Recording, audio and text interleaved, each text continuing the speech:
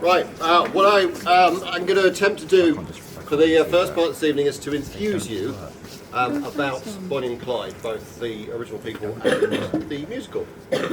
Why Bonnie and Clyde? Well, each year we have to decide what musical we're going to do with the youth theatre. And there is a problem with that. There aren't a great many musicals that I like.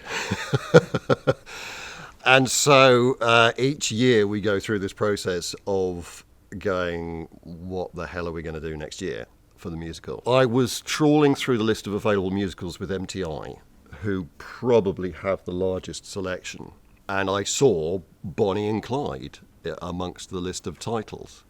I just fancied the idea of it. And then once we started listening to the music and decided, yeah, that's the musical that we're going to do. So it was rather last minute. And MTI, bless them, gave us permission to perform the musical, despite the fact there is currently a professional tour. So what a stitch up.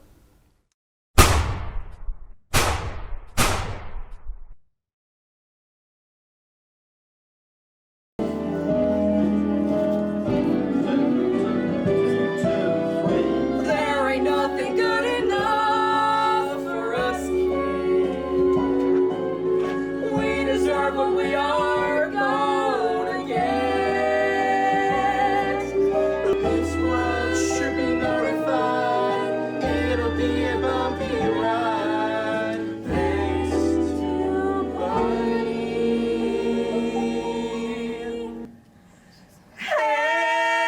and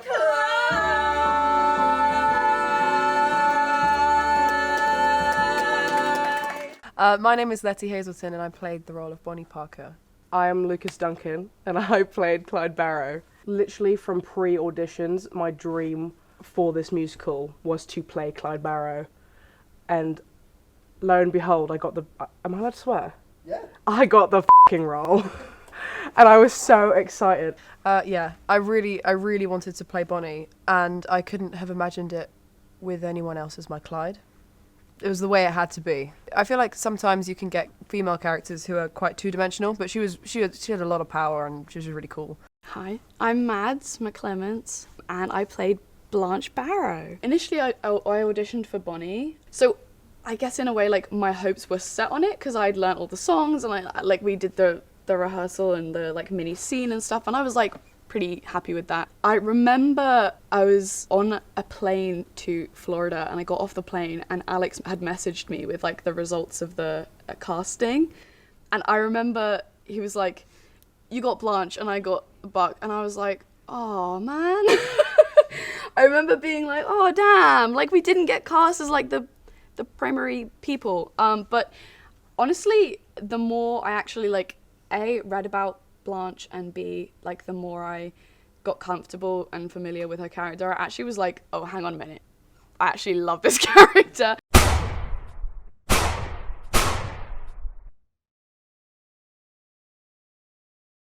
The rehearsal process starts with a spreadsheet. Sexy. Before the rehearsal process starts, as a director, I have to look at the time that I have, and look at the script that I have and work out when everything's going to be done. And the challenges with that are that because of the way the youth theatre is structured, we have to find things for people to do on a Sunday evening. So the best way to rehearse it is to do all of the ensemble stuff on a Sunday evening, which then means that you have to fit the scenes with fewer characters in. You have to fit those in during the week.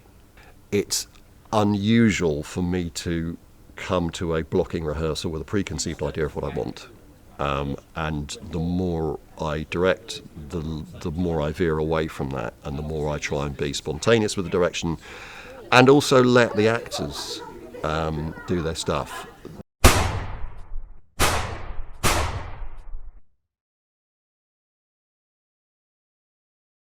Right. Let me just remind you all what books down means. Books down means you know your lines. Books down means you know your cues. Hello, I'm Jove and I played Ted.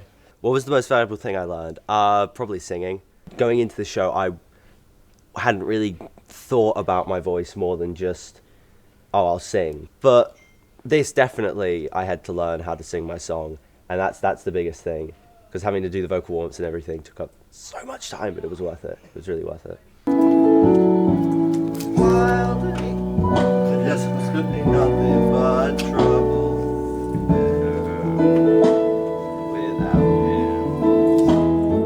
Singing is scary, it's vulnerable.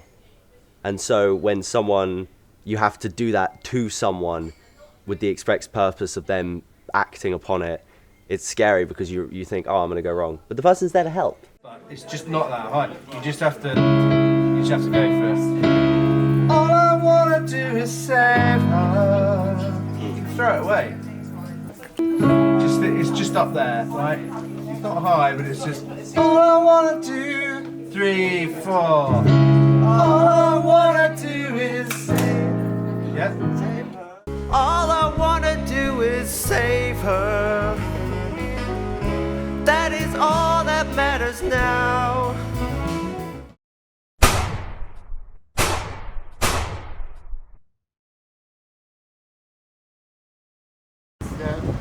Oh, this one first. And the cast themselves get everything ready because they want to know that it's all in the right place. So a lot of that is done themselves. So they know it's all set up, and they will get members of the cast who are free at that time to help them if they have quick changes or if they need to have certain things choreographed and done. So it all becomes really quite slick and smooth because they don't want to be left sort of getting on stage late. The idea is that this one slides back, that slides back, and that one slides up.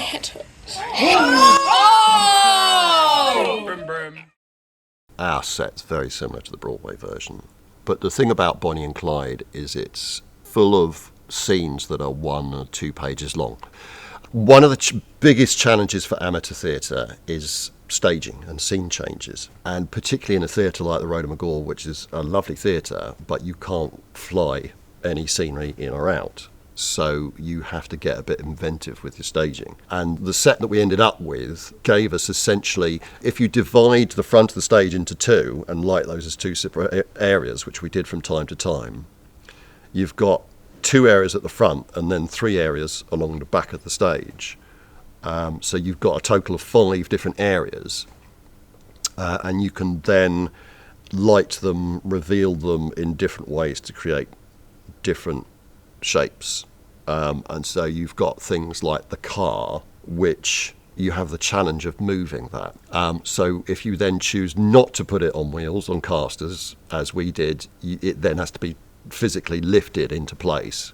The set was really all about doing those quick scene changes without having to go to a blackout every time. I don't think ever in my life I have appreciated the tech team so much. You look at like the photos of it and it's unreal how the tech team just magically transformed the stage.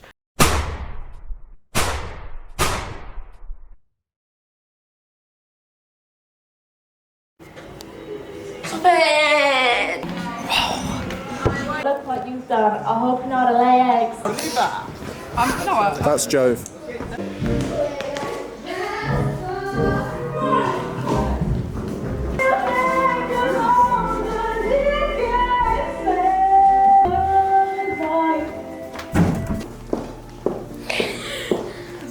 You sit down. You stand up. I'm gonna dance. Let's make a start. Music like this can really thrill ya. You lose the blues and you may lose your mind. Stunning. Do it well. Gorgeous.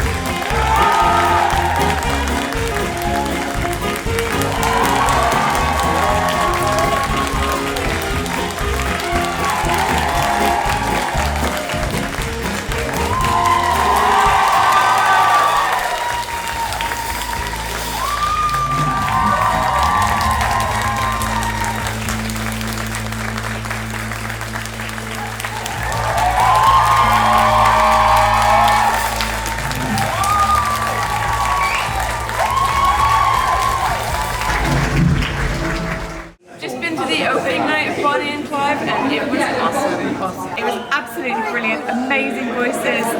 The whole cast was really strong and we were really impressed. Thank you so much. A director is never completely happy with the finished production. And I think if you ask the actors, I think they would agree. That is one of the sacrifices of being an artist.